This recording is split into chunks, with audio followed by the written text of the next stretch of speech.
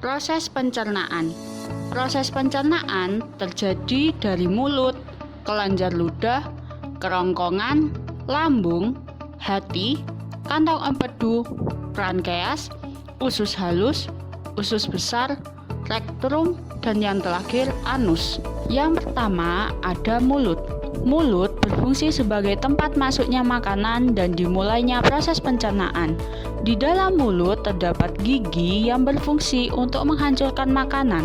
Selain itu, di mulut juga ada lidah yang akan mengaduk makanan. Yang kedua, ada tenggorokan dan kerongkongan. Tenggorokan itu merupakan saluran pencernaan yang menghubungkan rongga mulut ke kerongkongan. Makanan yang telah ditelan dari mulut kemudian masuk melalui tenggorokan dan diteruskan ke kerongkongan. Yang ketiga ada lambung. Sistem pencernaan pada manusia selanjutnya adalah lambung. Di lambung terjadi pencernaan mekanik dan pencernaan kimiawi.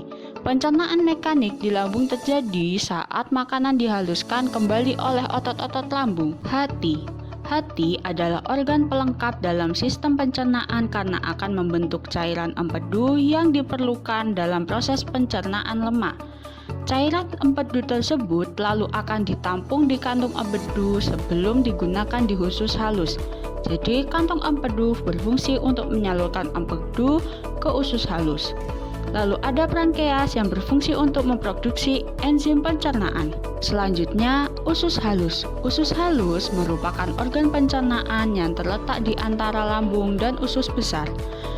Usus halus bentuknya berupa saluran yang panjang dan terdapat 3 bagian yaitu duodenum, jejunum, dan ileum. Usus besar. Usus besar adalah organ pencernaan yang terhubung dengan usus halus. Sisa makanan yang tidak bisa dicerna dan diserap tubuh lalu akan diteruskan ke usus besar. Karena itu, usus besar berfungsi untuk membusukkan sisa makanan. Setelah membusukkan sisa makanan tadi dan mengubahnya menjadi feses, sebelum feses dikeluarkan dari tubuh melalui anus, feses akan disimpan terlebih dahulu di dalam rektum. Jika feses perlu dikeluarkan, anus akan berfungsi sebagai tempat untuk membuang feses atau zat sisa makanan tersebut.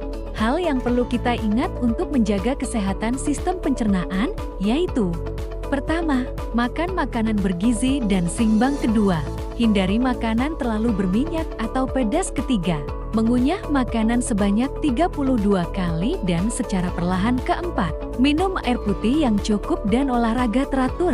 Kesimpulan dari kegiatan mengurutkan bagian dari sistem pencernaan, kita mengetahui urutan sistem pencernaan yang dimulai dari mulut hingga anus, serta cara menjaga kesehatannya.